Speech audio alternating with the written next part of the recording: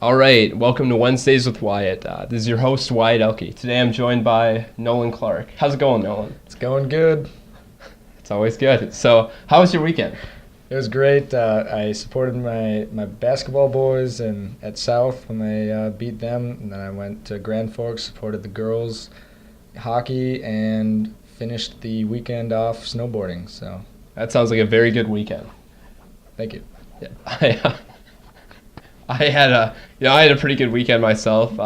Not quite as exciting, I suppose. I had a speech meet at South, actually. Oh, okay. And then went to a concert on Sunday night. Saw the band named Why, W-H-Y question mark. Oh, okay. I've heard of them. Yeah, it's they're pretty good. You know, it's a good show. But so also happening this weekend, you might have heard at the boys state semifinal hockey.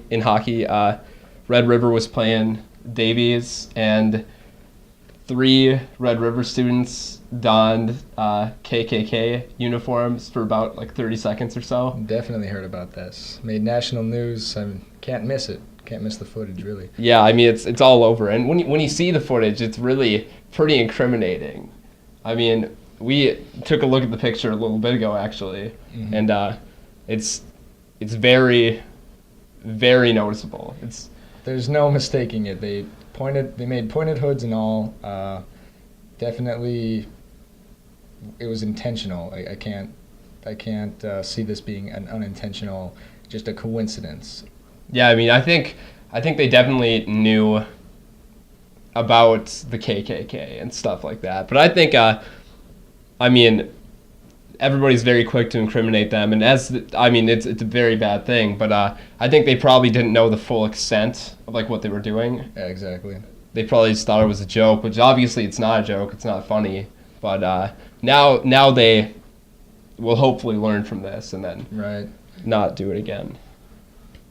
And it's also really important to note that all the other Red River people told them to take them off right away. That's why they took them off so quickly. Yeah, exactly. They only had it on for 30 seconds, but the picture was snapped, and pictures are timeless, so that those will last forever, you know? So yeah. That's how everyone found out about it. Yeah, through social media, things like that, you know. And I've obviously talked about social media in past podcasts and the effect it has on our society, which it's very important. But I think especially with the social media now, and this being on national news, it really paints our area in a very negative light. Definitely so not only this KKK footage, but then also the gun raffle that made national news definitely, yes, paints North Dakota as just this backward state, so to speak. Yeah, I mean, we've all heard the jokes. You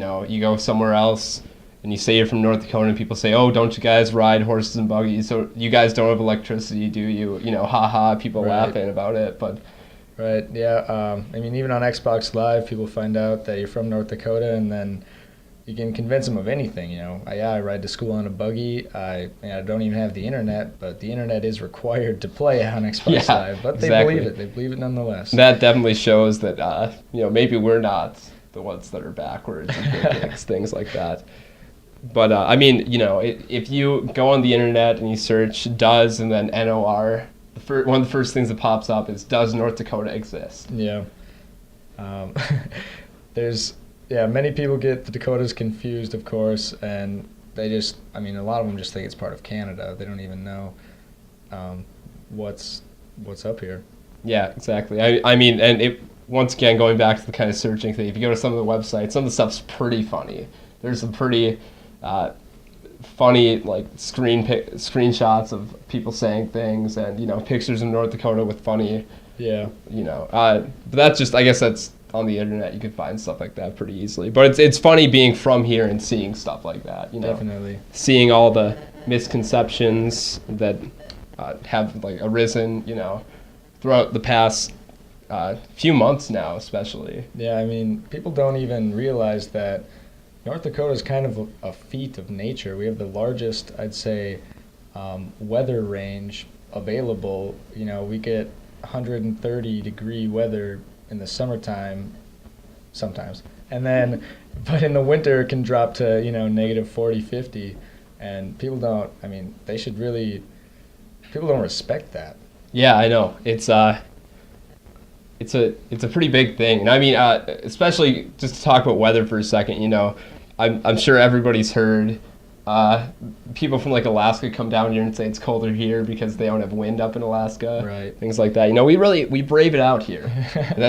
I think that's respectable. Yeah, it definitely, North Dakota breeds better people, I'd say. I'd go that far.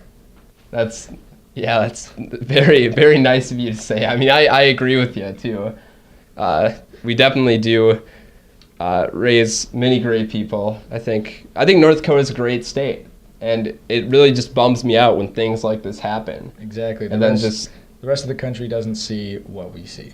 Yeah, they don't see the positives. They just see all the negatives that happen here. You know, I mean, it's the same thing with other cities. You know, I mean, obviously, like, Detroit's been painted in like a fairly like negative light. Definitely. But I'm sure there are positive things going on there too. But the news just focuses always on negative things. Right. You know, it always gets more attention. You know, it gets more people tuning in and stuff. And I think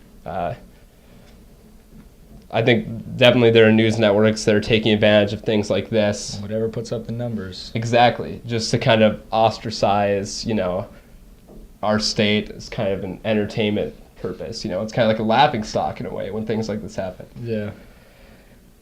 But, you know, I think that's all I've really got for you today. So thanks for being on the show, Nolan. Thanks a lot for inviting me. I had a great time. Hopefully we can do it again sometime. That's great. Thank you. All right. And thank you for listening.